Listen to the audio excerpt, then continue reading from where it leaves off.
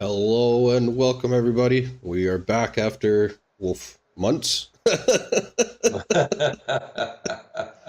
months of not being here, not But doing our stream. We started out with four, and now we're down to now we're up to five, the fifth stream here. So welcome, welcome. It's good to be back. It's good to talk about controversial topics and be exposed as crazy people all over across the web. yeah, no kidding, right? I hear you. I hear you on that one. All So, right, but yeah, let's talk. welcome, and yeah, we'll get right to it. If you're in the morning from America and Canada, enjoy some coffee to wake yourselves up, some dinner, breakfast. And if you're from my area of the world, then get comfy as we eat dinner and relax on the couch. And And if you're somewhere in between, do both, right? yeah, you're out of luck. Get back to work. That's right. Yeah. Don't sit and watch us get back to work. Yeah, for sure. All right. So let's move on to the guru. Yeah, let's start out with what you were talking about 2 days ago when we were talking. Yeah, I that one I was trying to find it here, but the one where he talked about making the statement that why do we always talk about working harder and studying harder and doing things harder? I guess the question is, what does that mean? What's it mean to study harder? More stressfully, I guess. Stressfully? Like if I'm studying harder, that means I have to read harder. Yeah, Do I have? how do you do that? Like, How do you do that, right? it's hard. Am I reading It's hard hard. enough? But no, that's interesting, isn't it, right? You read harder. Now, where did that term come from? Where do you think that came from? You've done a lot of studying and things like that. Where do you think that came from? Speculate where that came Well, from. Is that a hard. 20th century? Yeah, that'd be Uh, a more recent terminology because hard usually has been substitute for the word difficult, right? Because yeah, something is hard, something is difficult, right? yeah, And yeah, so initially, hard literally means physically hard. yeah, That's the initial yeah, terminology of hard. And over the time, it just got used as, well, something's hard, right? Like this rock is hard, so it's strong, it's difficult to break, right? If yeah, you're mining right, and something's hard, it's difficult to break, right? yeah, So that just yeah. kind of got substituted into meaning difficult. And so now Difficult. we say something's hard, something's difficult, So right? then, if you're studying harder, you're studying more difficult. Well, but see, here's the other thing though. Now you can also mean like, oh yeah, you're hard, right? Like you're tough, you're strong, Yeah, right? yeah, Because you're hard. A yeah, rock's hard, so a rock is strong. Like a yeah. concrete wall is hard. It's a hard wall, so it's a strong wall, right? So it Right. also been Yeah, substituted into meaning strong, and you so you're studying. If you're studying harder, you're studying with strength, right? So, but I yeah. don't know. I think it doesn't really make sense when you say that. But using our terminology of English, it does make sense. But to study Well, harder, it's because we understand it, yeah. right? We have it understand it. What would it be like in Georgia, for example, where you are, if you went to some of your friends there and said, "You're just going to have to work harder"? Would they understand what that means? Um, Probably because that's been translated over, Yeah, right? It's been translated over, and so they would have their phrase, and it probably word for word doesn't mean study harder or work harder, but the phrase itself's been translated into a phrase that they would understand, yeah, right? yeah. So that's kind of how that would run its course. Yeah. Has kind of a negative connotation to it, doesn't it? Work Work harder. harder. Maybe not, because when he's talked about working harder, that I think it's becomes contextual. an adverb, right? Hmm. Becomes an adverb for the verb work, right? So interesting. But like I said, and then listen to the guru guy there. He talked about why can't we say work more joyfully, Well, that's right? because we don't want joyful workers. We want Yeah, slaves. we want to make it. I wonder. Here you go. Here's a controversial thing. Maybe that stemmed from Christianity, because in ancient or older Christianity, um, it was always you had to live. You were always going to suffer, Mm. right? Being a Christian, you're always going to suffer, and people are going to, you know, are going to go against you, and it's a religion of suffering, which I don't agree with, but so perhaps maybe in that sense, you have to work harder because it falls in line with that narrative of suffering. You doesn't I matter what don't the work is, is where, when you talk about the Hinduism side of things where they say work joyfully, it's a different narrative, It is you know? possible. I would think though it comes from more modern times. Hmm. I'd say like in modern times, I mean like 1700s, 1800s, like post Renaissance Hmm. times is when work hard comes through, Yeah. right? Um, because remember, before that you'd have slaves. So unless you were a slave, working hard I was an guess, yeah. unnotion, right? You'd have serfs Yeah. or slaves, right? Yeah, but So you might work hard because you had to rest more. I'm working hard because I'm resting. yeah, yeah. So I don't know, right? Like Yeah, there's just different classes of people, yeah, right? And then when yeah, you get into a societal state, you have different classes, and so some people work hard, some people don't need to work hard at all, yeah, right? And the whole thing is you decided, I think Christianity has definitely helped with people being able to work miserable jobs because there's only two people that will work miserable jobs. Ones that will work hard to success because they want to buy the fancy cars, the mansions, have yeah, 20 different women on their hip. And so they're going to work super hard and they're going to slug through jobs they hate just to have that earthly material wealth.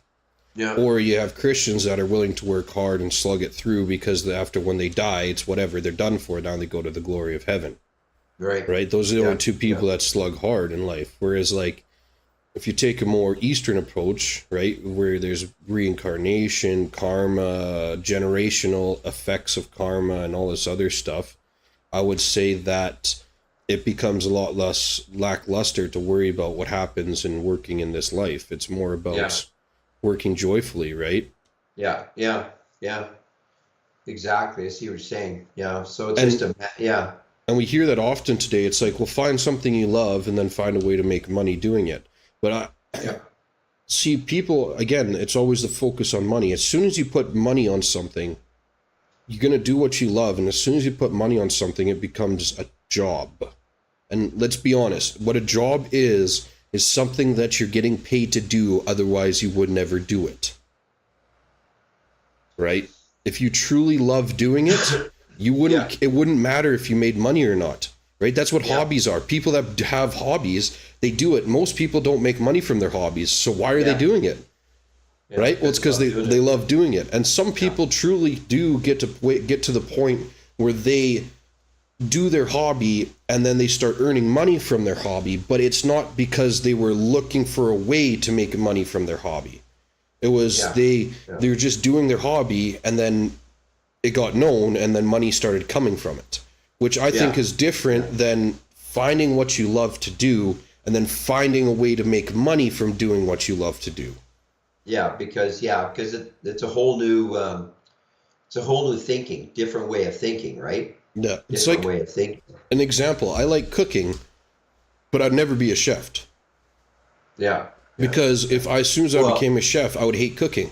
Because you go there, you're yeah, cooking all day, every day, 10, 12 hours a day, you're cooking, and then you come home or on the weekend, and it's like everybody wants you to cook because you're the chef. You're always cooking. Your entire life is spent cooking, and you go yeah, from loving cooking, doing it for your friends to make people smile, to becoming literally your entire life is cooking. yeah, yeah. Well, it's the same thing too. I mean, it's like we like working with wood, right? And yeah, I would love to, build planters, just build planters, right? And sell them, like. Hmm. But the whole idea is that now, if you do that, you have to make enough money so that you can buy the wood to Hmm. make more planters. Hmm. Hmm. And then you have to continue to do that. And instead of something that you could do, just part time and enjoy it, all of a sudden now it becomes a business because you have to produce the product on a regular basis. So we were having a conversation with one of the teachers at phys ed teachers course that I work at with the school sub there. Allie is her name, not Allie, Miss Neufeld. Yeah, Allie. Anyway, it was interesting because we were talking about farmers markets and how, the trouble with farmers markets is that, this is, people sometimes love doing it, but once you get into a farmers market, you actually have to, if some farmers markets, you have to book a table for a year and pay for that table for the year. And so literally you're working, your hobby now becomes your full-time 40-hour a week thing, right? Your adventure. And now you're having to make the stuff. So for example, if you knit, right, knit one, purl two, you have to do that because you need to have something at that table on Saturday morning, right? And things like that. And I thought, wouldn't that be great if you got together with 4 different people and as a group you bought a table, but every week, so I would say sell planters in the first week. And then that would give me 3 weeks to be able to build a few more planters, right? We might be able to find an artist who could draw, like Mum, right? And I say a friend of hers, and they could sell artwork in the second week and then create the artwork, in the next 3 weeks at their own leisurely time. Find somebody who does pottery, right? And they would be the third week. And I thought, now that would be an interesting way of doing it. Who knows? Yeah, maybe but then as you make more money, you have to worry about registering yourself as an actual adventure business. Yeah. Well, the whole thing, I wouldn't. That's just it. I mean, I like what the guru said. Like that. The whole idea of the one that I brought up here is that you always can see something better. You can always see the bigger house or the better car, absolutely, or all those things, and if you end up wanting them, I mean that's like biblical as well too. Don't covet your neighbor's possessions or wealth, whatever you want to call it, and that's exactly what he's saying too. He's saying you'll never be happy. You'll never be happy. If you keep on wanting something that you can't have. So do I want to get a $35 million house? Yeah, possibly, but then once you get the $35 million house, there's always a $65 million house. Yeah. Well, it's the battle of the yachts.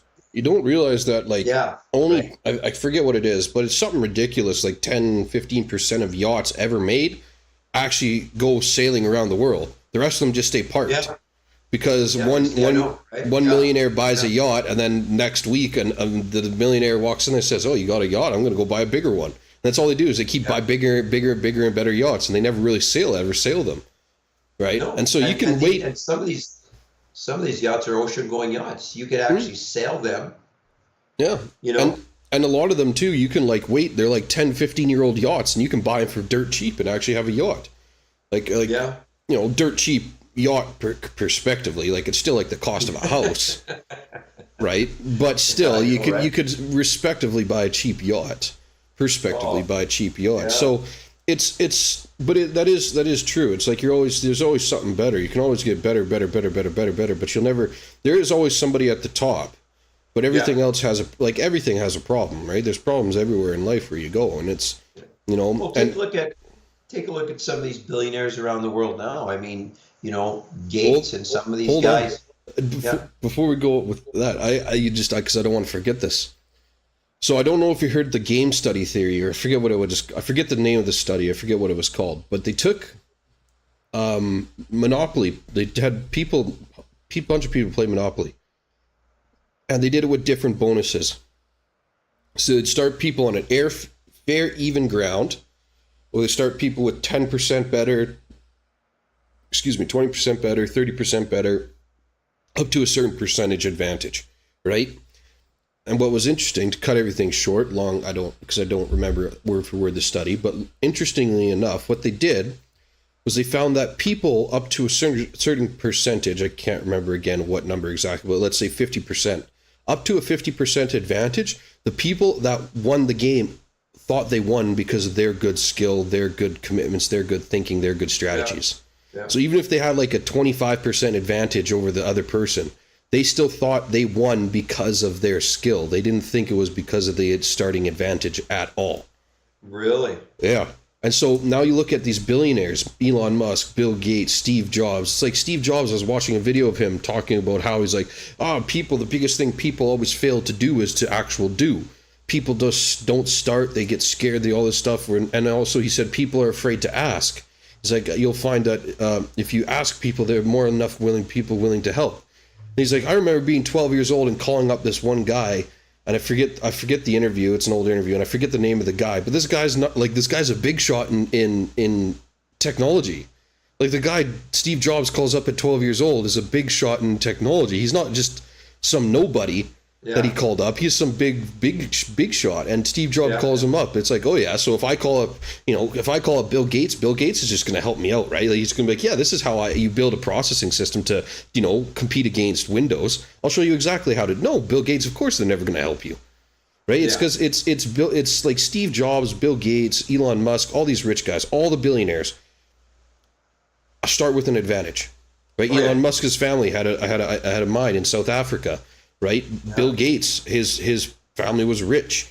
Steve Jobs, his family had connections and were rich as well, right? Like all these people, all of them, every single one of them, and none of these people get rich in a fair system.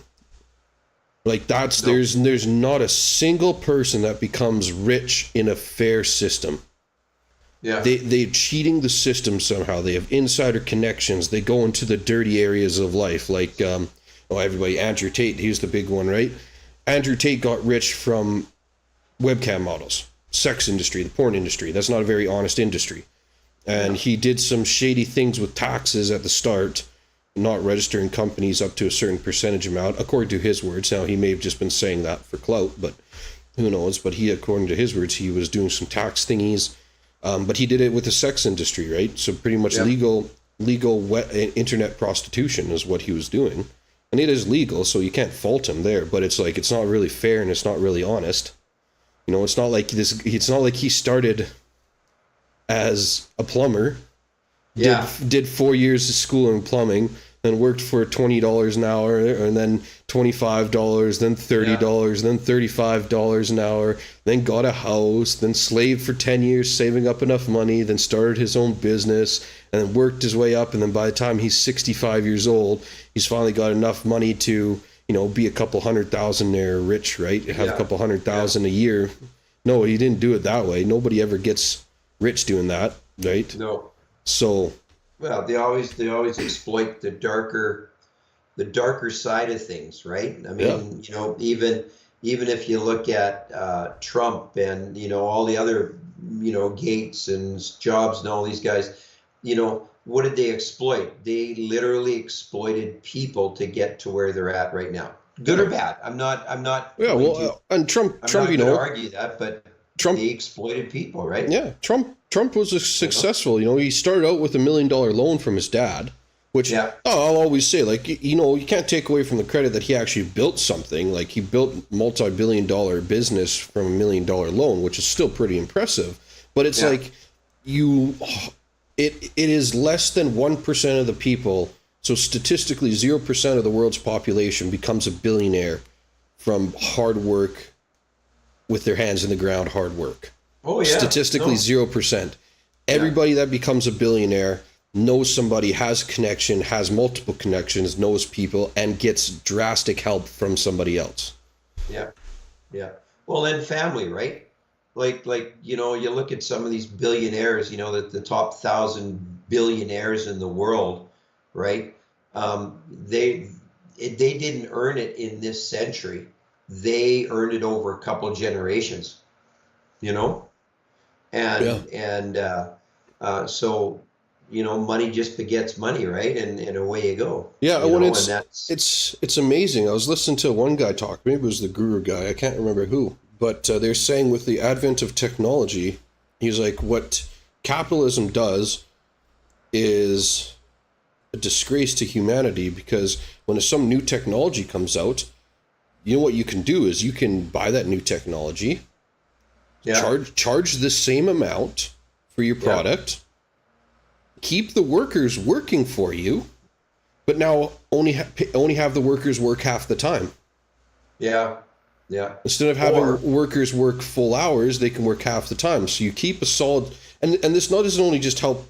This helps the country too. Because now you have a solid based economy. The workers are working. They have more time for their families, and they're still making enough money, and the cost yeah, of products stays down, so that yeah, they can all live stable.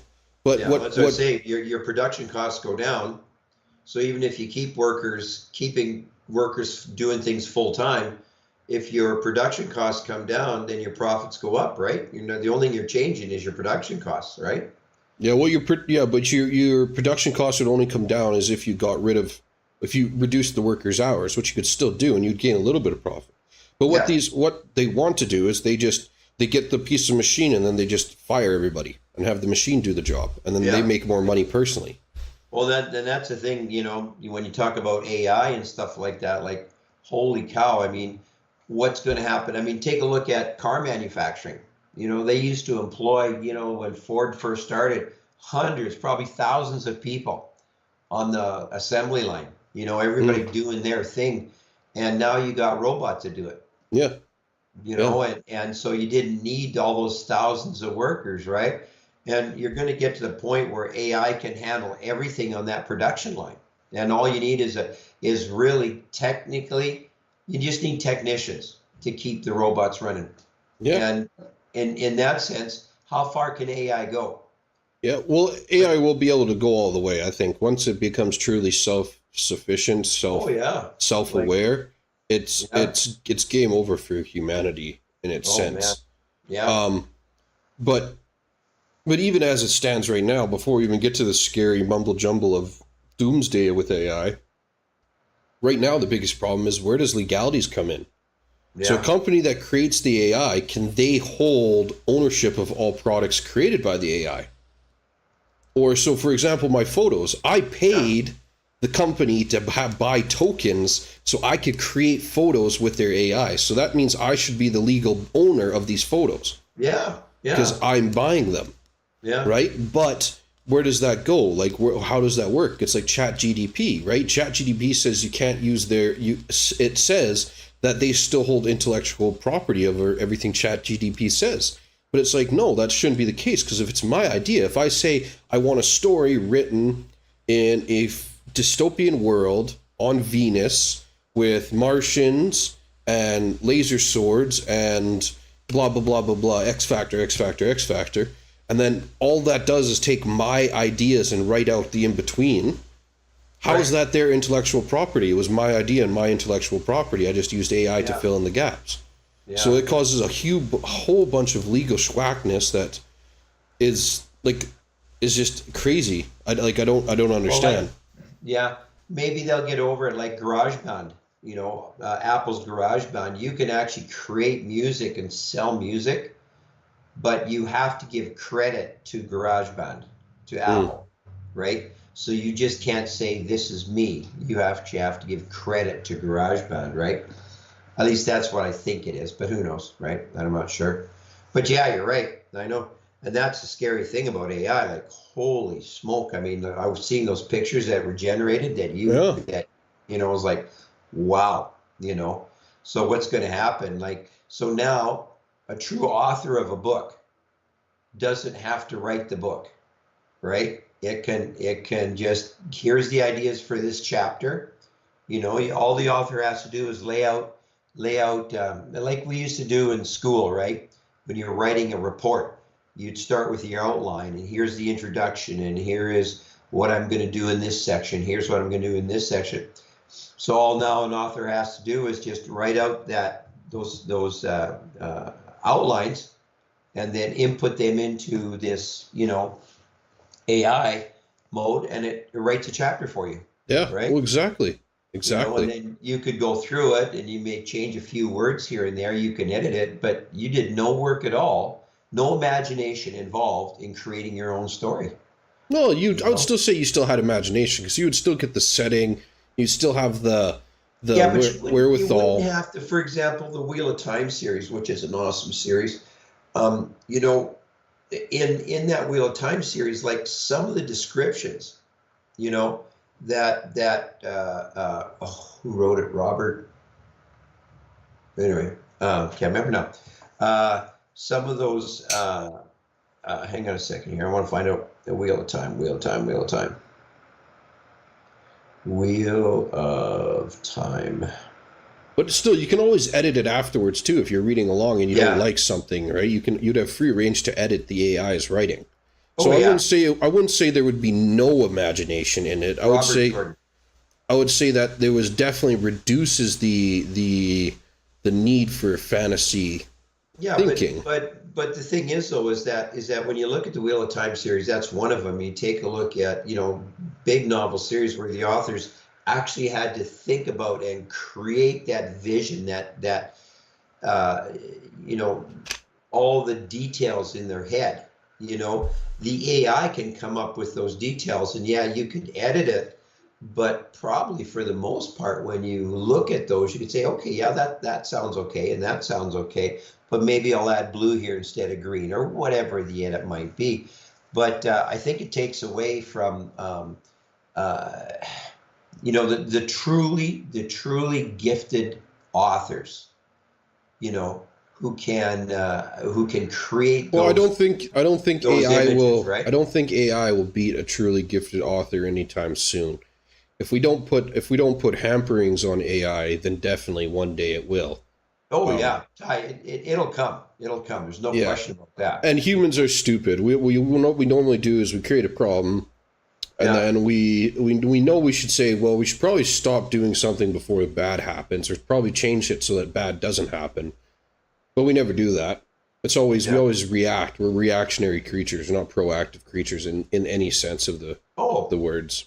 for sure, for sure. And we always want to blame somebody else. Absolutely. You So, know, I but mean, yeah, it's like social media. yeah. Uh, we're so quick to blame, for some of the kids that are on social media, right? And some of the issues that are coming out of social media. I mean, we're having, kids with depression, the transgender thingamajigger going on social Well, media. I think that's parents. But what I'm saying though is that we blame social media for it, Yeah. right? Oh, yeah, yeah, yeah. It's like blaming guns for murders. Yeah. Well, the gun, it could, like you said, and we talked about before, that gun can sit on a table and not do anything. It will not murder Well, anybody. well, It will not shoot anybody. exactly. And if you want to get more specific, it's not even the gun that does the killing; it's the bullets that do the killing, Yeah, right? right. And So so, if you take the gun, remove all the bullets out of the gun, so it's really, really safe, and you yeah, have the gun full functioning, just not any bullets in there, and leave it on the table, nobody touches it, so like it can't even be used as like a hammer. It's just yeah, sitting there on the table, yeah, unloaded. It will never kill somebody. Okay, yeah. maybe in some weird crazy instant there's a magnitude 12 earthquake and it's the biggest one. It splits the world in two and the gun falls through the earth and goes to Japan and hits some Japanese guy. Maybe, sure, in some crazy absolute never will happen scenario, sure, the gun might just randomly kill somebody because it falls from something. But Yeah, let's be honest, that'll never happen. It's the people behind it that are pulling the trigger that kill people. yeah, for sure. So it's Hang on. No, no, Ken. Right up here. There we go. There's no eraser on that one. No eraser on that one. Just a minute. Get mom an eraser. There we go. technical interference I know, right? What can we say? to the penalty box. To the penalty box. um, But but you're yeah, right. it'll never kill people. But we blame the Yeah. gun. Yeah, and we're so quick to blame the gun. I mean, it's like Trudeau and his gun laws in Canada. I mean, You know, like he's so quick to blame the gun and then de facto blame the law-abiding citizens, Mhm. right? And like I don't understand it because it blows me the way people that are killing people, especially with guns in Canada, the guns are illegal. Yeah. Don't get me wrong, there's the odd one Mm. where there are registered weapons used to kill people, and that happens. Doesn't matter where it is in the world. But for the most part, this black market guns, Yeah, right? 95% of the crime Yeah, is done with illegal firearms. But yeah. here's the other thing So that I don't understand is that humanity, since the beginning of humanity, has always had the right to defend itself and have a weapon on their hips. Swords, knives, guns, always. yeah, And now they take it away from humans. Why? Because if humans have a way to fight and defend, they will less likely to listen, yeah, right? But I will say, on the other hand, though, that does lead to more chaos. It does. When people have weapons, it does lead to more chaos because they will have the means to say no. yeah, yeah, And there will be a point where, people will say no and they might not have any weapons, so they don't do that extra step and actually yeah. fight back. But there's And always so, weapons. no, I know this, but I'm Yeah, saying like the ease of access. If like you have like say Alberta, let's just take Alberta for an example. They finally fed up with Canada and they finally say no. If all Albertans have a weapon on their hip, right? yeah, There's a higher chance that these Albertans will come together and say, you know what, that's it, let's do it. Let's fight for our homeland. And yeah, there's an easier way to get to that next step. Where when you have the guns removed, it's harder to get that next step.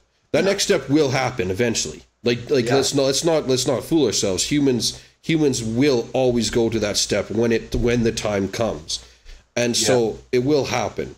But you're yeah, just making it harder. It's like anti-theft things for cars. Most or houses, like most anti-theft things are there as a deterrence. yeah, Like yeah, if they're gonna steal your car, they're gonna steal your car. yeah. If they're Regardless of yeah, whether, if they're yeah, out there for an easy pinch and they just want a quick steal, then if you yeah, have better security than the next guy, they're not going to steal your car, they'll steal the next guy, right? right, But if it's your car they specifically want and they really want your car, doesn't matter if the entire neighborhood's doors are open, keys in the ignition already running, they'll ignore all those other cars and they'll take yours, yeah, right? And that's the way humans work, right? They'll get to a point where we will say no and it will be the final line, yeah, right? yeah, yeah, for sure. So But anyway, getting back to our point, it's so easy to blame the gun, you know, blame others, yeah. and it's so easy to blame social media when it's social media is not the problem. It's the parenting that's the problem, you know, to give somebody like, in mom's classroom, some of these grade fives walking around with iPhone 13s, you know, accessing social media to them and watching some of the ridiculous stuff on Twitter, like the small percentage of weird things that happen around the world, right? The small percentage that are on Twitter, and all of a sudden, you've got, say, I know, Well, 1 million followers, but but that's the that's around thing. the world. But you also got to remember though that the small percentage of weirdness is the most watched stuff. Yeah, Why? Because when you go outside, you don't see it. So yeah, you don't care if somebody's posting a picture of a normal everyday life, daily life, that I have the same experience, you have the same experience. No one's going to care to watch that. yeah, Because it's the exactly, normal everyday life. exactly. We're already experiencing it. Yet now, if somebody comes in and they're a flaming FAGGOT, Yeah, then people are going to be like, even if they don't like it, they're going to be like, "Whoa, what yeah, is this?" And it's going to yeah, get for more sure. views, right? And the old Yeah, saying, any publicity is good publicity. yeah. Trouble is that now you've got younger impressionable kids watching this stuff. Oh, absolutely, I agree. And I and agree. of course the whole belief that, again, is whatever's on internet must be true. And it's like, well, but again, the problem is not social media. The No, problem is how we parenting. bringing up our kids Yeah, to view social media, and AI itself is not the problem. the problem is that as humans, like you were just saying, keep on pushing those boundaries because it's a challenge now to make AI self-sufficient, Yeah. to be able to recognize that it needs to be fixed. Like I'm thinking of the cars being manufactured. Will we need technicians down the road, or will AI be able to say, well, I have something wrong here, I need to be able to fix it, and they can somehow internally fix it themselves? I don't know. You know what I mean? Yeah. Like those kind of things, right? Oh, So and that's the thing. It's like I just, when it comes to social media, it's like you have this absolute degeneracy of the Western world, right? And it comes from, I don't know where it comes from exactly, but it's the only race of people that wants to get rid of their own race. It's so yeah, weird. Us white people, are the only people that want to get rid of our own whiteness. It's like everybody wants to have a white partner except for white people. It's like, yeah, and if yeah, you're a white person and you want a white, I don't want a black wife. I don't want a Chinese wife. I want a white wife. I don't care if she's Slovakian, Italian, German, Russian. I just want a white wife, preferably blue eyes, blonde hair.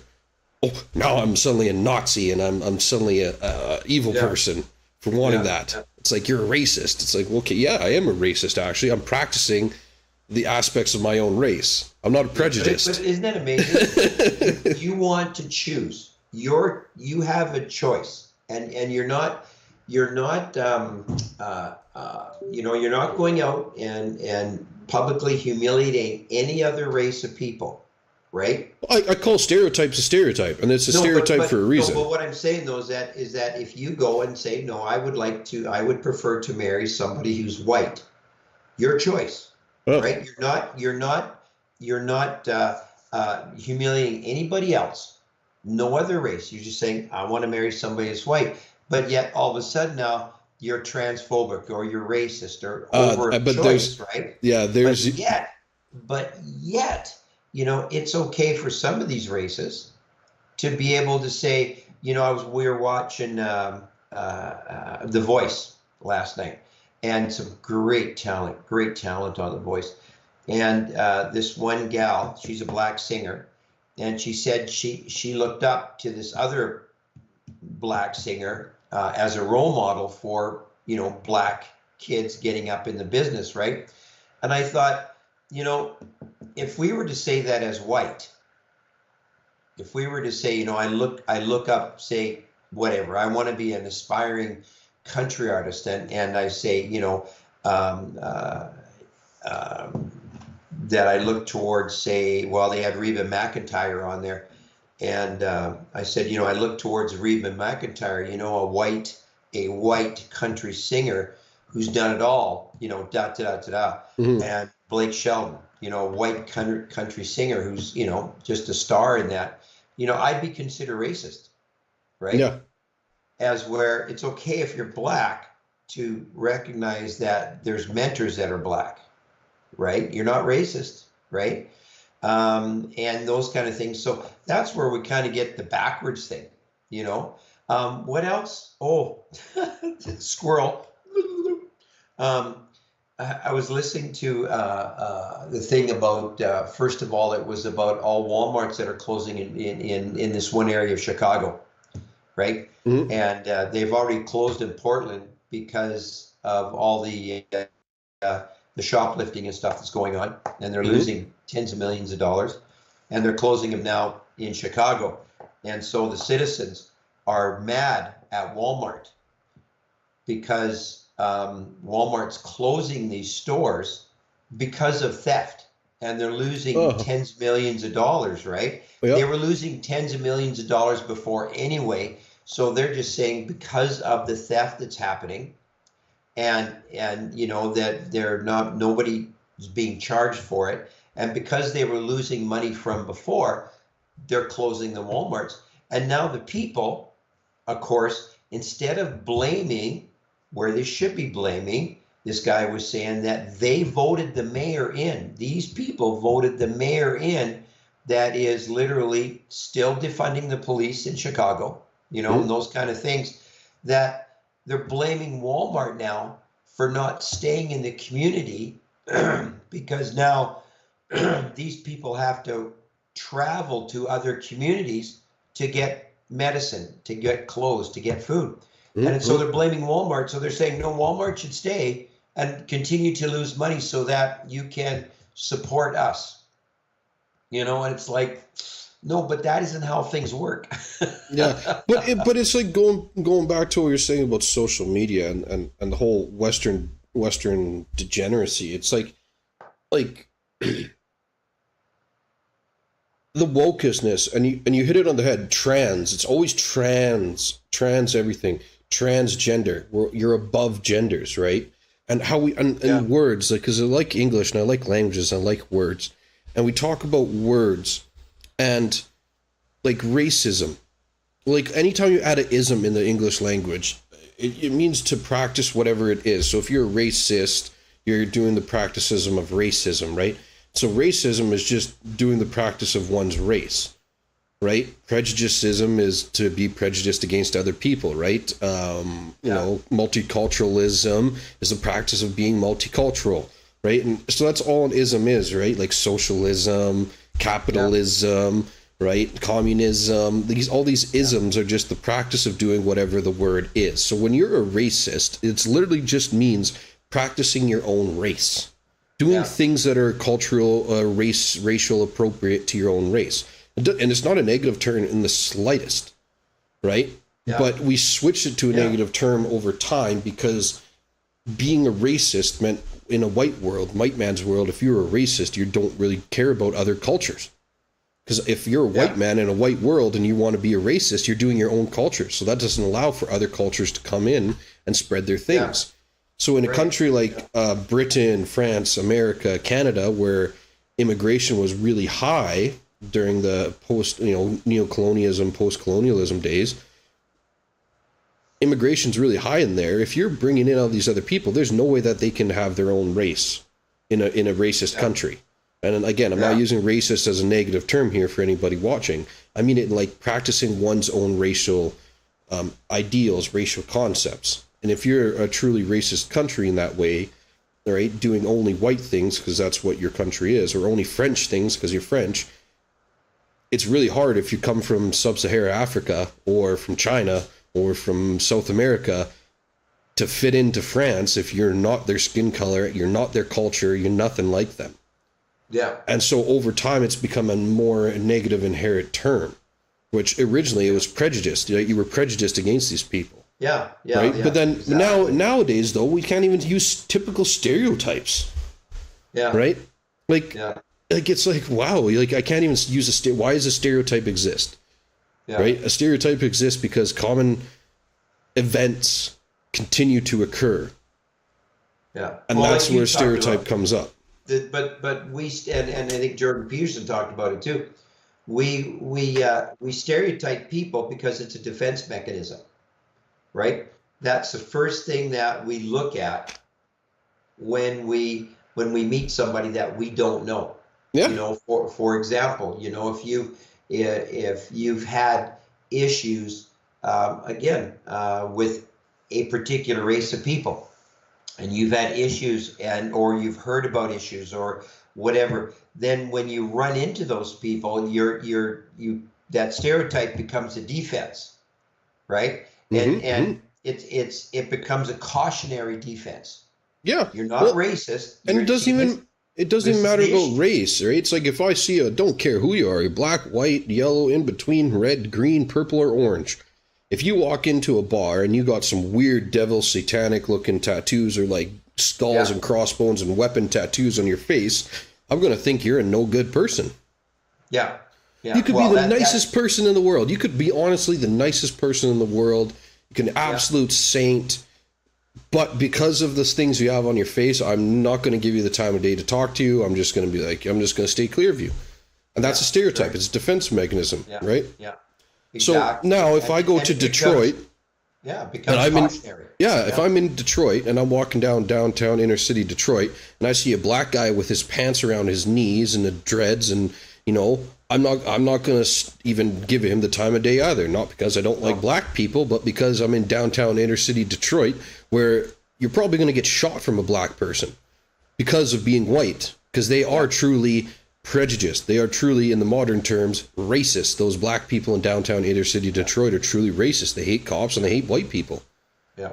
As where if you were in a business, if you're in a business center or a middle class or upper middle class area, and you ran into a black person who had a family, you know, and there's the wife and the kids and they're in the park, it'd be totally different interaction, right? Absolutely, absolutely. Yeah. If I was in like the millionaires golf club, and the guy was wearing his nice golf shirt with his nice golf pants, and his family was there, and they were all having a good time. They talked appropriately. They didn't swear up a storm, and very respectful sounding people. They're very polite and courteous. I don't care that they're black. I would be talkative to them. I'd be nice to them. I'd be respectful to them, and all because of the situation. Yeah, right? It's had nothing to do with skin color. No, it's like here's another scenario. If I go to a small town, Montreal or Quebec club, and I see a guy riding with this mean bike and his belly getting 6 inches over his waist and a beard down to his belly button, and he's got that angry old looking face. I'm most likely not going to go and talk to this big old biker dude, because he could possibly be part of a gang. Yeah. Right? Biker gang. Yeah. And he'd be white. Sure. He'd be white. And that's another stereotype. He could be a really nice dude, but it's the stereotype that we use as a defense mechanism. Yeah. Yeah. Like say other stereotypes, it's because we see those things, and until we interact with the people, then and that's why I say that the stereotype, it's not necessarily that you'll stay clear. Some people you'll stay clear of, other people you won't. But they have to be able to prove beyond that stereotype that they're different people. Yeah. You know what I mean? Yeah, well, exactly. And that's, I have personal experience with this, because we grew up in Canada, don't live there anymore, but the most evil people in the world are the Russians. That's what we're taught our entire life. Our video games, our movies, right? The Red Dawn, the Hunt for Red October, the Soviet Union, the Russians, they're evil, evil, evil people, right? And now with everything happening in the world, that's all you see on the news too, right? And when I've traveled around in the countries I've lived in, Montenegro, Bulgaria, although Bulgarians are really nice, I like them. But Montenegro, Albania, Bulgaria, Georgia, the nicest people I've met in my travels so far have been the Russians.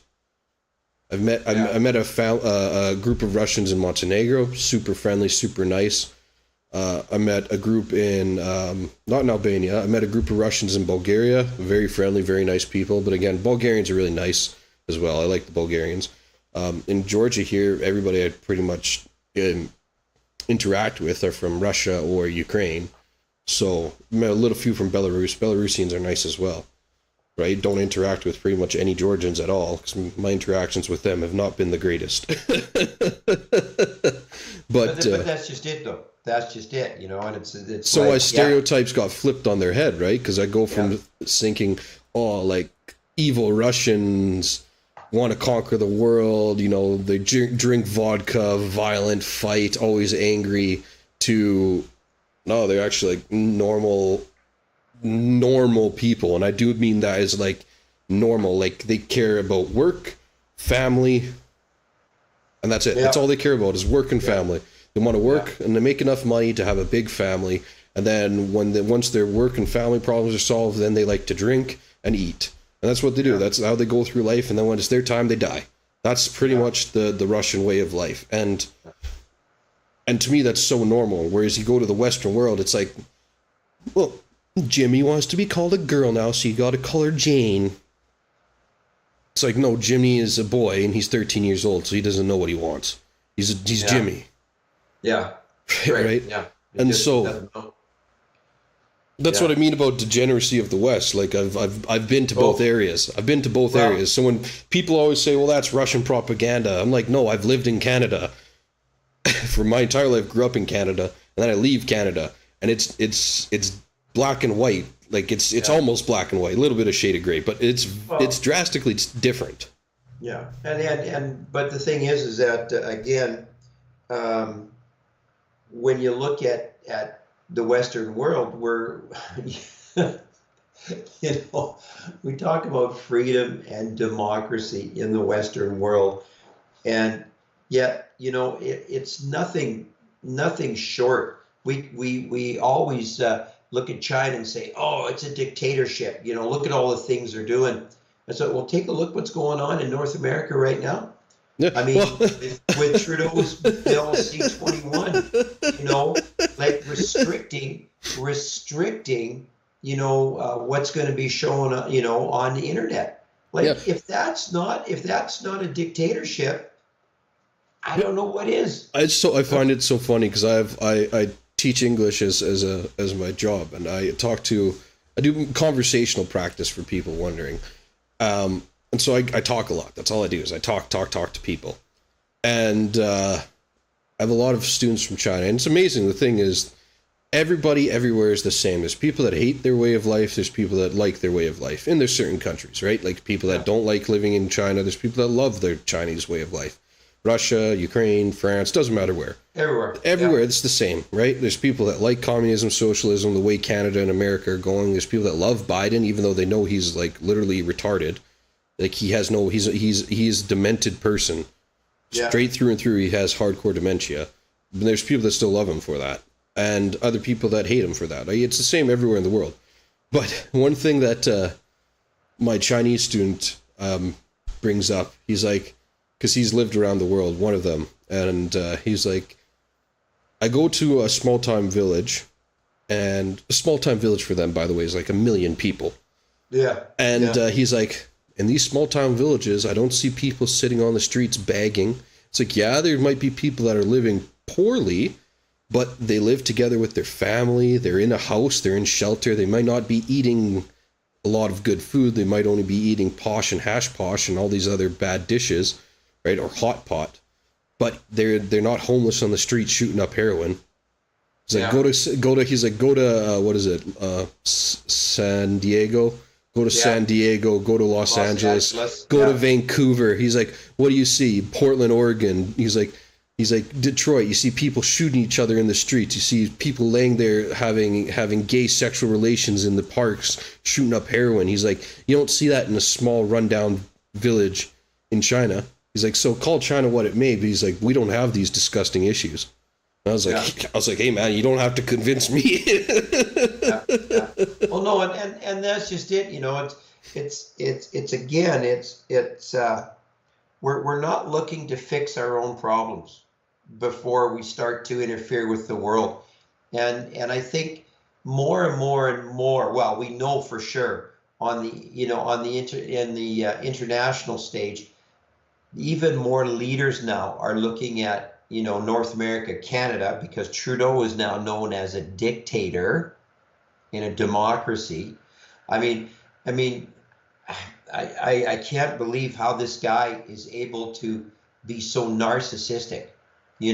Like he just keeps on doing what he's doing and doesn't care about whoever else. Like what people are thinking about him on the world stage, right? Well, because we forget you're speaking out of turn here, man. Canada's the 51st state of the United States. Canada's not truly independent. We're either a part of the English monarch or we're a part of the American country, right? Yeah. Canada's not truly a free state because, like, anybody can tell you right now that if you're truly a free state, you wouldn't have a standing army of like 55,000 half-fat, lazy morons.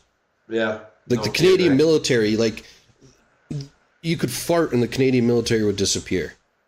Yeah. Like why? Like and obviously we know why, because if the Canadian military ever decide to actually build something of it itself, the Americans would never have that. No. Because that becomes a threat to America. I think it's funny. Canada has what? Maybe 10 times, maybe 2 or 3 times the landmass of Ukraine.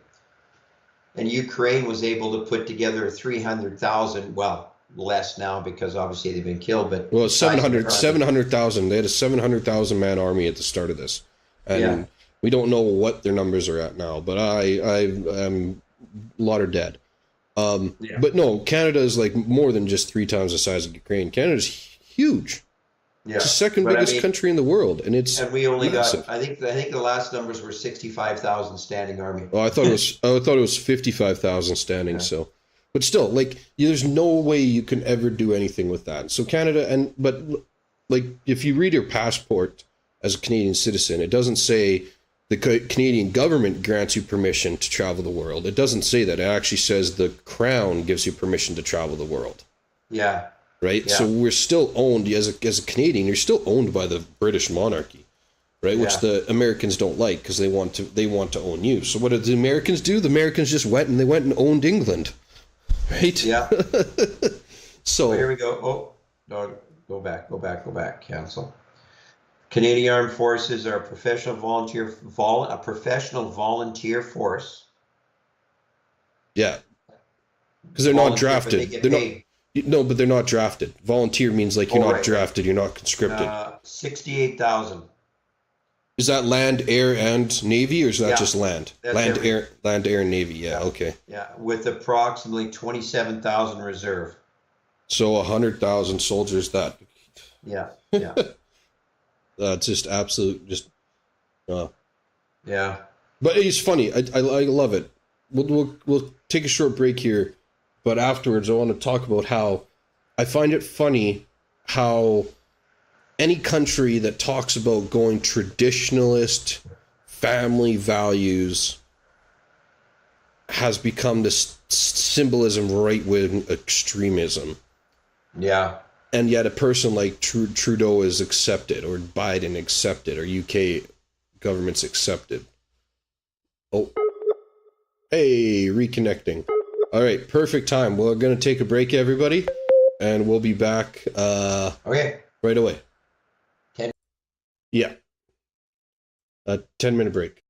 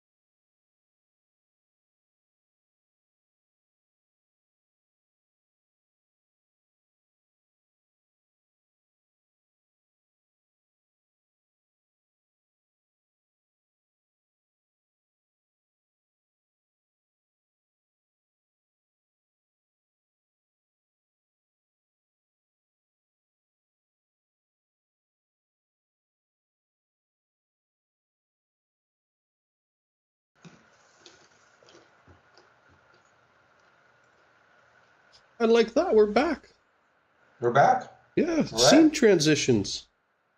Although, oh, there we go. Yeah, it all loaded in. Good, good. Hello, everybody. Welcome. Short little break is done. All right. What are So, we going to talk about now? in one ear, not the other. I can't remember. Neither can I. I also can't remember. Huh? The disconnection. The disconnection scrambled my thoughts. Anyway, the other thing I was going to talk when I got squirreled. Mm-hmm. I'll see. Again, one ear out the other was the thing in the Walmart's closing and people blaming. That's what it was. That's what. Oh, we were going to talk about how family values. Oh, yeah, right. We become Right. nationalistic. Finish the other one. Yeah. How we're not taking responsibility for our actions. So in Chicago, they elected a mayor that isn't going to change things. Like the new guy, Lori Lightfoot, the old mayor, she was just a real loser. Holy cow, destroyed Chicago. And this new guy isn't doing anything better. But instead of accepting, I don't think people understand that voting is the greatest right you have in a free society. But If they took away voting, well, it is now. But I would say, I know. I remember that one. You sent it out, and it talked about the fact that although we feel that this voting is giving us this right to run the country, we aren't. What was it now? 30% of what we say is being processed, or I got to get this straight in my head, but 30% of the government is driven by the public. 70% of what's driving the government is all private, the big elites that are driving it, right? And I remember you saying that. So regardless of that. No, but what I was going to say, though, is these people, especially in a country like America, where it's so big and powerful, if voting truly made a difference, would they allow you to vote? Yeah. Right? No. Yeah. And that's why it's the deep state, right? That's the American deep state. Doesn't matter who's in. President Trump, President Obama, President Biden. Trump was a little bit of a different pickle. That's why he's such a hated guy right now. But look before, like Bush, Republican, no different than Obama, war maniacs, all crazy, all the way back to Reagan, all the way back to Eisenhower, all the way back to Roosevelt, all the way back to when America was founded. They've just been crazy people.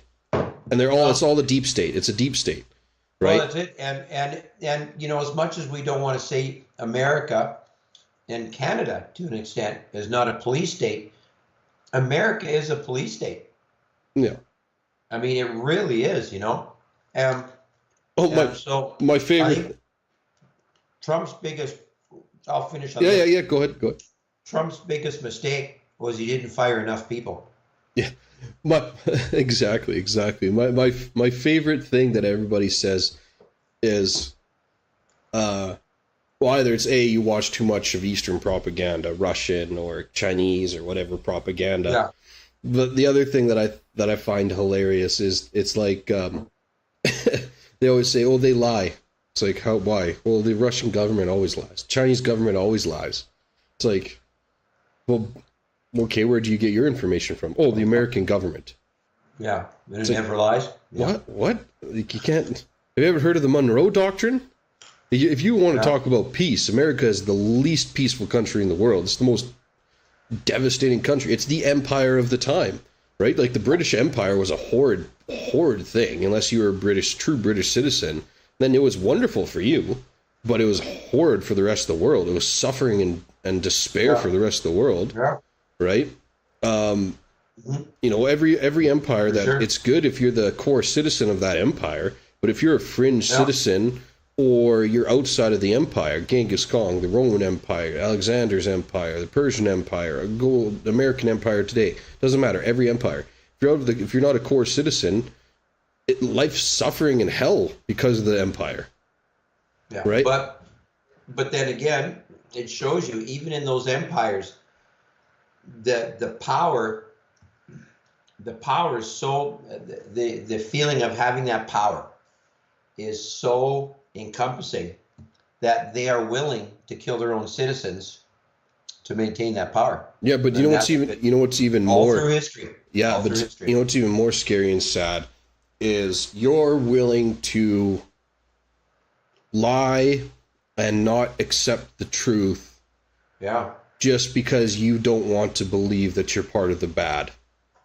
Yeah. Right? Yeah. So it's like, okay, sure. I don't have a problem with America wanting to be America. I don't have a problem with America. Well, I do have a problem with America bombing these innocent countries because I think that's wrong. But in the sense of nation states, I don't have a problem with America doing that.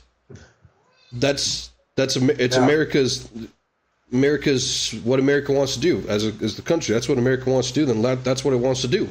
Yeah.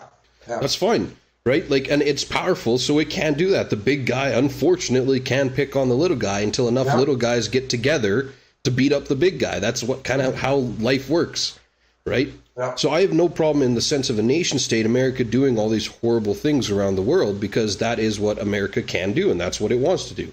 What I don't like is when people from America say, no, we're doing it because we're the good guys. We're peaceful without willing to listen. It's like, okay, Russia's bad. Okay, well, what's Russia doing? Well, Russia invaded Ukraine.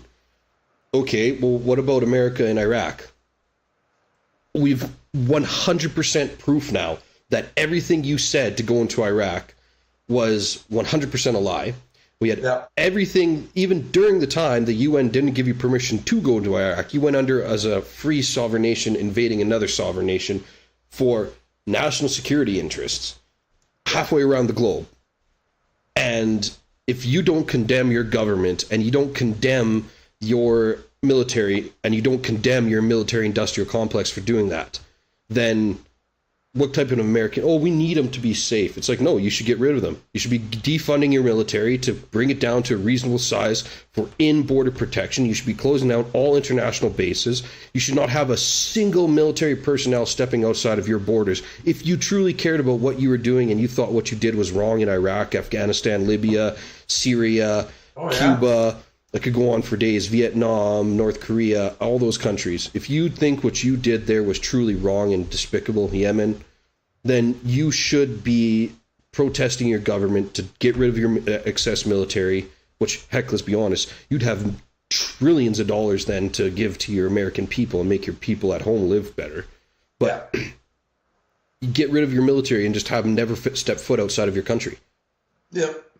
Right, that's what you would do. But no, I shouldn't say no Americans. Most Americans will never do that. They'll say, they get butthurt. It hurts their heart. They get angry because it's like, you're making fun of our veterans. It's like, damn right I am. Your veterans that went into Iraq, they were helping kill civilians and innocent people. They were helping depressing an economy, right? If those, as a soldier, if you truly believe in your country and that's what you want to believe in, that's fine. Go for it. Be that way. But then don't come around and say that you're the good guys. Yeah. And Russia's the bad guys, right? Yeah. You can't do that. And you said it that one time too a while back. I just saw another one talking about the amount of wars that the states have been involved in since World War II, and the amount of wars that Russia has been in. So United States has been involved in something like 27 countries. We'll just say involved. Mm-hmm. We know that there was military action in those countries, yada, yada, yada. But Russia has been involved in 4. Mm-hmm. Right?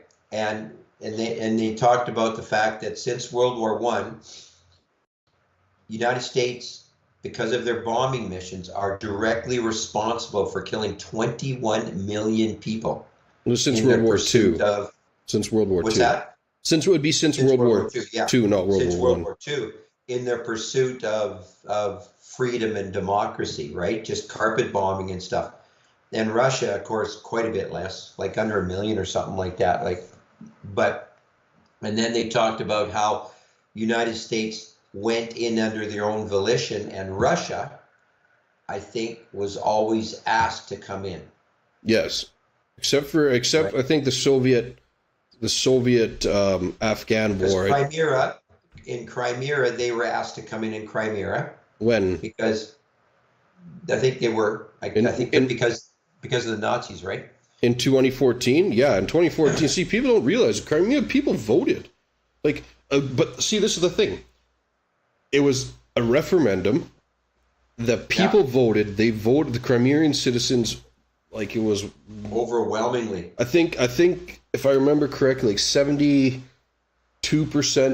people showed up to vote, and out of that 72%, I think they had like an 85% of them voted to join Russia, right? And so it was an overwhelming vote to join Russia.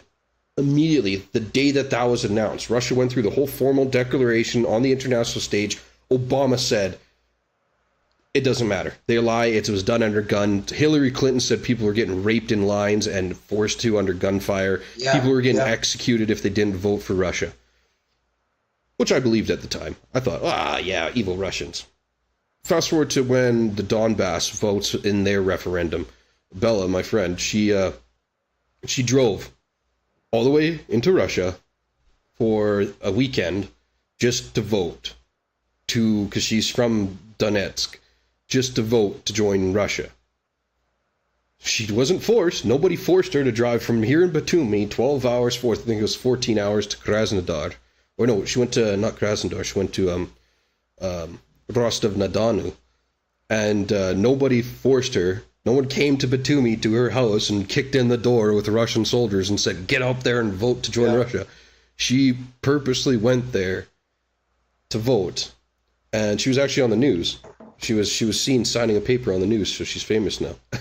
But no one forced her to do it, right? And what's the same thing we hear? Hillary Clinton comes out and says, oh yeah, the women were getting raped in these lines. The people were getting forced and executed if they didn't vote to join Russia. It's like, and then I go and I can talk to Americans, or I talk to people of Western Ukraine, or I talk to Polish people, or I talk to people in the Western world in general, and I tell them my stories. I'm not saying like it's 100% true, because this is what I have firsthand accounts. I just tell about my firsthand accounts, and they immediately ignore it. Yeah. And I'm like, what do you? So I listen. I listen to your firsthand account, and I'm not saying like you, but like I listen to their firsthand account, and I take it with a grain of salt. I don't 100% believe it, but I don't ignore it. I say, okay, that's interesting, right? And I listen to it, and I try to comprehend what's happening, right? But when I say a firsthand account, no, your person's lying. Oh no, you don't understand the whole story. Oh no, that's just a small thing. The actual thing was happening over here. It's like, where do you get off? It's amazing. It's amazing how people in North America have a better understanding of what the people in Russia are thinking about. Yeah. Well, it's like I have some students that are deserters from Russia. They fled from Russia, and because that's fair enough. If they don't want to fight, they don't believe in it. They're fully fair enough to flee, right? Even if it's against the law, it's against the law. They got to understand that they might be losing some basic rights going home and stuff like that. But it's up to their choice. I truly think people are free to do and believe what they want to do. But remember, there's consequences for all actions. But they talk about, like millions of people have fled. Like, I think like 2.5 million people of young fighting men age have fled Russia, or, another like blah, blah, blah. And I was like, okay, so during Vietnam, almost 2 million Americans fled America. Like it's nothing special. Like, exactly. There's still, okay, two, let's even say 4. Let's double it. 5 million Russians fled. Fighting age men fled. You have 140 million population. Out of that 140 million population, you probably got 40 million people fighting age, right? Just take the 5 million extremists that fled. That's 35 million still fighting age, and I would presume that at least half of those people truly fully support the Russian government in all they're doing. So you got 35 million, and take it ahead. Let's even go 30 million to make it easier in math. So that's still 15 million people, fighting age men, that fully support the Russian government and what they're doing. Like that's not a small amount of people. That is a small amount of people, but when you're terms in fighting with countries like even America, that's probably the same number you would get in America. Yeah.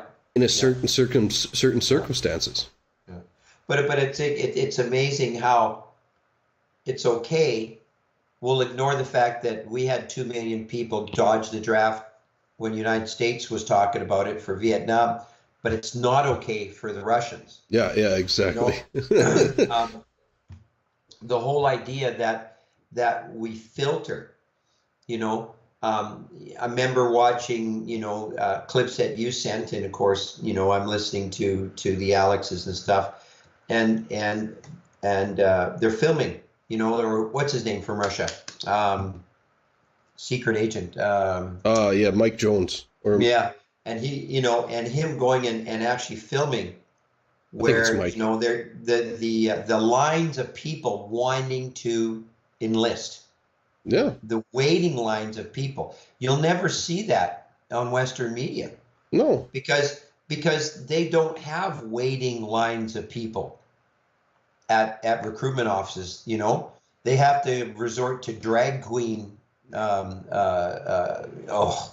But see, here's the difference. Anyway. Here's the difference. It's like I was saying, it's the nationalism versus like national familism becomes extreme right. Mm-hmm. Right? When you go to a country that cares about its national identity and and cares about family values and cares about these things, big city Western Russia, very close to Europe, they kind of degrade these values a bit. They're a little bit more European based, but they're big city, they got a lot more money, so it's a little bit different there. When you go for most of Russia, you needed, let's be honest, these, not all these villages, they have their basic needs. They have water, they have food, but there's not a lot of luxuries in these villages. So family is very important, right? That's life, is family to them. Yeah. And so when you start listening to, they still have like TVs, and sure, it's government propaganda, but when you start listening to these things, and I'd say there's more so, not a lot, because almost everybody can connect to the internet nowadays, even in Russia. Right? There's lots of, even in the small little villages, they can still get on a cell phone and connect to Facebook. Yeah. So a lot of these people in these young villages see what's happening and they're going like, well, I don't want that. Family's important to me. Right? Yeah. And so they're disagreeing with what's happening. And that's the issues that people don't understand. And so now they've become nationalistic because they're willing to dig their boots into the ground for their country they love and their family that they love. Yeah. Even if they don't agree with the government, right? Let's even give the example. They don't agree with the government, but their family's there. Yeah. And when people are so family oriented, especially in these smaller communities, rural communities, right? There's two things. The government will say, oh, we'll give you more money if you fight, right? So you get paid, which, is a good incentive. You can pay for your family, but also when you're in an existential threat, it's really important for you because your family's now at threat. Right? Even if you disagree with the government, even if you disagree with your government, if you lose this war, if Russia does lose this war, which they will not, but if they did lose this war, Russia would collapse. And the very thing, the government that's giving your family that little bit of life to live in its, at least comfort, a little bit of comfort it has to live, will be gone. Right? Oh, yeah. And so they're fighting for this existential threat. And I don't care what anybody says. It is an existential threat for Russia because we've had multiple Western high-end officials state that they want to weaken the Russian government. They want the Russian government to be broken apart into many states. They want Russia to be demilitarized, decentralized, blah, blah. We've heard it from many things. Zelensky himself said he wants to nuke Moscow. Other officials said they want to destroy. They want to be able to preemptively use weapons into deep Russia, like all these things. These are things that are being said by Western officials, and you can go look them up. Like even Angela Merkel, Putin. I admire him as a leader because he states the one thing that he will never forgive is betrayal. And I don't know if you heard his speech on Angela Merkel, but he held Angela Merkel at high regard, and he truly respected her. And then she betrayed him. And that's one thing Putin does not take lightly. right? And his speech was like, I am highly disappointed, and it gives me a heavy heart to say that that we were being deceived by our German counterpart and all that stuff. Because I'm just not Russian propaganda. I'm not hiding. You can go to the Russian websites to the German websites and read it. Angela Merkel literally said that the entire thing about the Minsk Accords, the Minsk agreements, which probably most people in the Western world don't even know what they are, but look them up. Well, they don't. Look them up on the internet, people. I'm not going to explain it right now. The whole entire idea of the Minsk Accords was to delay Russia long enough that they could train and arm Ukraine to destroy the Russian military in Ukraine. You can't make this stuff up. So now when you get the Western nations saying this, and you have Western leaders saying this, if you're if you're a truly national, loyal family member of a small village in Russia, you're now looking at an existential threat for the little comfort you have in life. Yeah. And we know how people work. People would rather have a little bit of comfort than a whole whack of unknown, because you don't know what happens if your country falls. You know right now the standard, you can wake up, you go, you work your job for your measly little salary, but it's enough to feed your family. It's enough to keep the lights on. It's enough to have heat at home. And so you work and you feed and you eat and all that stuff. You're just living a normal life. But you don't know what will happen when it collapses. And see, this is the second thing is a lot of Russians already been through that. Yeah. Because when the Soviet collapsed, like the Soviet Union, they had that life, right? Everything was normal. You wake up, you go to work. You weren't rich, you weren't fancy. You had a place to live. You had a job. You fed, nothing special. Soviet Union collapses. It was hell within the country. Like, I've talked to many, many Soviet people, ex-Soviet people, and they said it was hell within the country. Absolute hell. People were starving to death. It was horrible. They hated it, right? So now they've already experienced that once. And now you have countries like America, Canada, Britain, Germany talking about destroying Russian government again. Yeah. So your brain's already saying, we've already been through that once, right? And you got to remember, a lot of these people that have been through it could be 10 years old, 15 years old when it happened the first time. So now 20, 30 years later, there's 40 years old. They're still within fighting age at 40 years old. Yeah. So they can sign up and go because they're still within fighting age. So they're going to have already experienced that first drop. They don't want to experience another one. Yeah. But if you're rich and you're in Moscow or St. Petersburg and you got money and all this other stuff, you don't care. You'll be more liberal and more on the side of Europe because it's like, well, I don't care, right? I got money. Everything's good. And if Russia broke apart, I'd still have my money. Yeah. Yeah. Oh, I know. Yeah. But in America, I get angry at the fact that, and when you take a look at alternate news feeds, like Redacted and like the Alex Boys and New Atlas and the Secret Agent guy, they maybe account for what, 5-6 million views. A lot of people probably double up, so maybe only 2 or 3 million viewers, maybe a little bit more, but the thing is that these are the only people that are seeing the other side of the story. And literally, it's like Uncle Doug, he believes the Russians were responsible for gassing the Syrians, right? Right? When you go to, what's her name, the Canadian Brown. The reporter, I forget her name right now.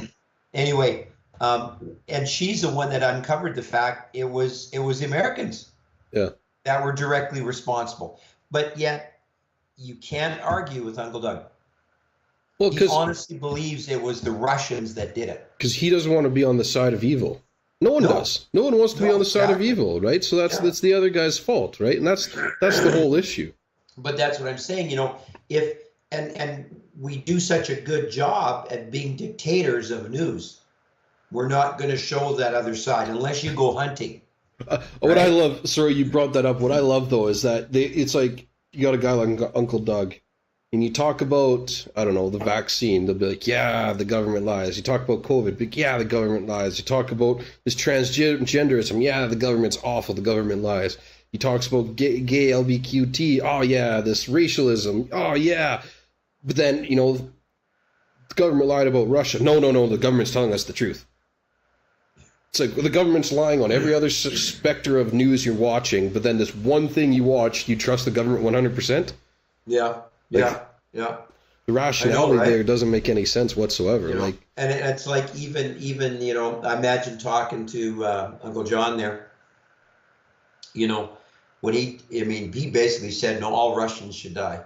I mean, He is that prejudiced, right? That prejudiced, and it's like I wouldn't even be able to talk to him, because you could say, well, let's talk about what the Americans are doing since World War II. Well, here's an amazing thing. It's like, watch if you need to watch anybody who's watching, go and watch the Saddam Hussein trials.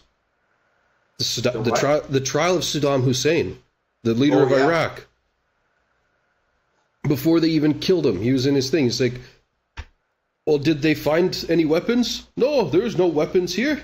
There's no weapons of mass destruction. They found nothing in this country. We've been found that they were lying. And you still believe the Americans. Yeah. And they still did. And they ended up killing this guy. The guy that was maybe not the best guy in the world to lead a country. Maybe he was. I don't know. I was a kid at the time, so I didn't really know much about politics. But the point being is that United States carried out an assassination on another world leader. Well, it wasn't even an assassination. It was a full-on invasion of a country. No, but that's what I'm saying, though, right? And they did it without anybody else saying, and so it was a war. There's no question about that. And the United Nations didn't sanction that. They just said no, So see, it's so funny. Sorry to interrupt. It's so funny. Yeah. America can go to the other side of the world for national security interests. Yeah. Russia does something on their border, or China does something on their border, and these guys are evil, oppressive dictators. Yeah, I know. Right? Like I'm cheering for this Mexican president. I'm absolutely cheering for him. I hope he calls up Vladdy Daddy Putin and says, "Hey, Vladdy Daddy, 14 bases, Russian bases, let's go. You could two naval bases, 3 aircraft bases, south, central, and north, and then the rest infantry bases. Let's stack up this country. You have full access to the South America and North America land mass." Think about it when I would love to see that, because only if America, it would be the nail in the coffin for the Western world, because the Western world's already dying right now, right? People in the West think they are the world, and that's the sad reality. Nobody's looked at a map. They're like they're this much of the world. The rest of the world hates the American imperialism. Yeah. Right? Oh, I know. 70% of the world doesn't go with them. What's his name? Senator Ted Graham? Is that the one? Lindsey Graham. Who, sorry? Lindsey Graham. Lindsey Graham, who calls for the invasion of Mexico. Yeah. Because they want to deal with the cartels. It's like, no, that ain't going to happen. You can't do that, right? And Doc Crenshaw and a bunch of these congressmen want to invade Mexico. And it's like, I would love to see Russia put military bases there. Well, because the thing is that if they would have just kept the border policies that Trump came up with, you wouldn't have all this drug problem coming across the border, right? But anyway, I think it's purposely done. I honestly don't. I think if the Mexican government wanted to shut it down, they would. But I think it was the only way for the Mexican government to actually attack the American country, because people forget history. Like, it wasn't too long ago that America and Mexico were fighting over the Alamo. Yeah, that's right. Yeah. So there's a lot of hostilities there. Mexico was quite a bit bigger. Mexico owned Texas just about, and owned Southern California, and yeah, for sure, right? Like, they owned lots of it. So I know. And so it's history runs deep, and fortunately we don't forget our past, and the past reflect our futures. Yeah. And like I said, you won't stand up to the big bully. If you're the little guy, you don't stand up to the big bully alone, because you're going to get beat. But once you got a lot of other guys especially the two second biggest kids in this in the schoolyard are now on your side. Well, but arguably they're probably just as big. Yeah. So Or bigger now. And the other thing too is that the big bully's getting fat and lazy. Yeah. Right? That's true. That's what's happening. I mean, and I talk, we think about the billions and trillions of dollars that they're spending around the world just to maintain their global dominance. It's going to fall because, the GDP pretty soon. I mean, if all of a sudden they fully sanction China, could you imagine that? I mean, think about it. We get cheap goods from China. Yeah. Absolutely cheap goods from China. If all of a sudden now those goods had to be made in America, they're not making them for $1 a day to pay a person $1 a day. They're paying these people $20, $25 an hour, or $15 an hour. The price of goods go up. I mean, anyway. You gotta think about this. Common sense people. I don't need to be an economist to understand that if United States keeps going the way they're doing right now, and Canada and the West, keep going, it's going to be total chaos. It'll be a collapse. There's no question. Here's the interesting thing: is in the United States, we obviously know they're going to raise the debt ceiling. Obviously, all the rich people, they're just doing this to scare you. They're going to raise the debt ceiling because they got to pay the people to run the country, right? Yeah, because Janis Yellen and all these Jews that are behind the scene, they're not making their money if the American dollar collapses, right? Yeah. So they need to raise the debt ceiling, and they will. They're just making a big dramatic stink about it to make you think they care about the finances of the American government. They don't. They're just going to keep raising the debt ceiling until it has an absolute collapse. But I just so wish that they didn't. I wish they just defaulted on all their loans, and that it. America would just disappear into the wind. They'd be gone forever. Well, they'd break apart. They're just delaying the inevitable. Oh yeah, of course. You raise that debt ceiling to the point where right now it's 130 or 140% of the GDP, right? Yeah. And so what happens if it gets to 200% of GDP, which wow. Yeah. Anyhow, time to stop for today. Yes. I got to get outside and get some sunshine. I got to get some to vitamin D and actually do some work. And I got to get to sleep. So, but thanks for watching, everybody. It was a good talk. Yeah, it was awesome. It was good to get back, and we'll try to be here next Sunday at the same time. We should be able to be here next Sunday at the same time because my volleyball's over. No more weekly tournaments. I'm good.